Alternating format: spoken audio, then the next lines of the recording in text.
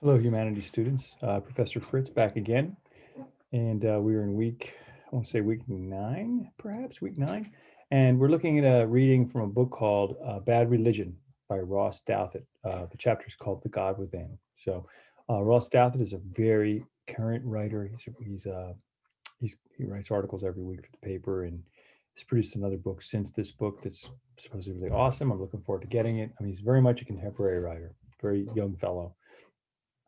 Anyway, this chapter is called The God Within, and the book is called Bad Religion. So we're just looking at one chapter, all right, for this week. Now, the question he's really asking, in a sense, indirectly asking, is what is true Christianity? A lot of people say they're Christians when they may not really know what they're talking about, honestly. So, for instance, I've heard people say they're Christians, but they don't actually believe that Jesus Christ rose from the dead. I don't know how you can be a Christian if you don't believe Jesus Christ rose from the dead, right? I don't know what that belief would be then. So what is true Christianity is the point, right? So many people claim to be Christians, but if we don't know what it means to say that, then saying you're Christian isn't really saying anything at all. It's really just saying I'm okay or something crazy like that. All right. So what Ross Douthat is concerned with is what he calls Christian heresy. Heresy is a belief or opinion contrary to Orthodox Christian doctrine. Okay, now that's a mouthful, right?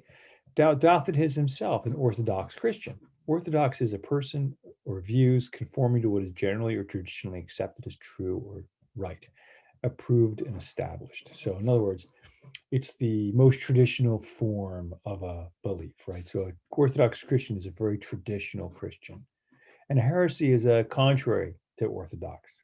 So it's 1,000 years ago, they would burn you at the stake for some of these things. Today, we don't do that so much. Um, but Douthat is concerned with heresy for its own reasons, right? He's very critical of Christian heresy. Now, if you're not an Orthodox Christian yourself, it's easy to ignore him as irrelevant or closed minded, just closed minded, right? And he is resistant to these ideas, right? But he's not irrelevant, all right? I think it's very important. What you want to look at when you read this is to see what's important about his arguments for non believers, right? What is he getting at for non-believers here? Okay, and that's what your job will be for this reading. Where's the important level here? And believe me, there's plenty to work with in this chapter to achieve this answer. So what Douthat analyzes in his book, and he criticizes, are four types of common American Christian theological heresies. Theology, by the way, is religious beliefs and theory when systematically developed, right? So he sees in America there are four very popular heresies. Now we're only going to look at one of them, but the four are the search for the historical Jesus. He thinks there's a heresy in that takes you away from Christianity. Political evangelicalism, the idea that you have to be involved in politics to be Christian. He thinks those aren't Christians. This idea of the prosperity gospel, which has a lot to do with God loves you if you're rich, right? If you're not rich, that means God doesn't love you. That's a heresy, by the way, because we know that Christianity was interested in the poor. And then finally, the God within. And that's the one we're going to look at. And this is the one I think when you read will seem very familiar to you. All right. So keep that in mind. It'll be familiar to you and it's going to challenge you because of its familiarity. All right.